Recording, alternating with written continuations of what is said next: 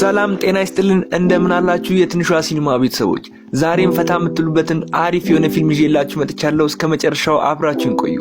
ርዕሱም ዊ አር ዘ ሚለርስ ይሰኛል እንደምትወዱት ስለማልጠራጠር ቪዲዮን ላይክ ያደርጋችሁ ጀምሩ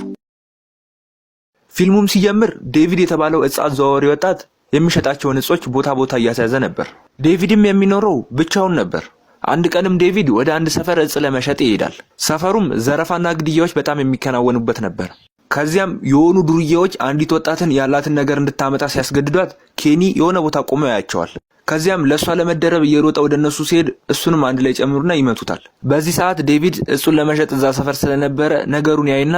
ነገሩን ለማገላገል እየሮጠ ወደዛ ይሄዳል በዚያም ሰዓት ዴቪድ ላይ ጩቤ ያወጡበትና ብዙ ብሮችንና እጽ የያዘውን ቦርሳ እንዲሰጣቸው ይነግሩታል ዴቪድም ከደህንነታቸው ስለማይበልጥ ቦርሳውን ያወጣና ምንም ሳያንገራግር ይሰጣቸዋል ሌቦቹም ውስጡ ያለውን ነገር ከወሰዱ በኋላ ባዶ ቦርሳውን ይሰጡታል ወዲያውም እነ ዴቪድ ከዛ ቦታ እንዲጠፉ ይነግሯቸዋል እነ ዴቪድም እየሮጡ ከዛ ቦታ ይሄዳሉ በነጋታውም ብራንድ የተባለው ሰውዬ ወደ ዴቪድ በተደጋጋሚ ስልክ ይደውላል ዴቪድ ግን ስልኩን ሊያነሳ ምንም ፍቃደኛ አይደለም እንደውም እየዘጋበትም ነበር ዴቪድም ከነበረበት ካፌ ተጠቅሞ እየወጣ ባለ ሰዓት ሁለት ሰዎች በመኪና ይመጡና ወደ መኪናው አስገብተውት ይዘውት ይሄዳሉ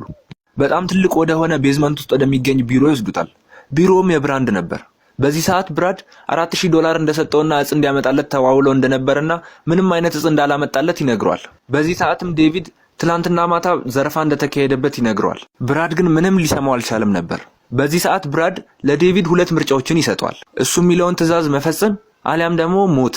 ትዕዛዙም የነበረው ወደ ሜክሲኮ በመሄድ እጽ የሚያቀብለው ሰው አለ ያንን እጽ ተቀብሎ ወደዚህ ማምጣት ነበር በዚህ ሰዓት ዴቪድ በፖሊሶች ከተያዘ ገና በ25 ዓመቱ እስር ቤት ሊበሰብስ እንደሆነ ያስባል ይህ ሐሳብ በጣም እንደሚከብድና እንደማይሆን ለብራድ ሲነግረው ብራድ ግን ቻኮን በሚል ስም የውሸት ፓስፖርት እንደሚያዘጋጅለት ይነግረዋል ብዙ ካመነታ በኋላም ዴቪድ አማራጭ ስለሌለው በሐሳቡ ይስማማል ለስራውም እንድትረዳው ወደ ሮዝ ይሄዳል ሮዝ በዚህ ሰዓት የምትሰራው መጠጥ ቤት ውስጥ ነበር የመጠጥ ቤቱም ኃላፊ ከባለ ሀብቶች ጋር እንድታድር ጠይቋት ነበር የዛን ቀን ማታ እሷም ይሄን ሊሆን እንደማይችል በምትነግረው ሰዓት ከስራ ተባረረች አሁን የቤት ኪራይ መክፈልም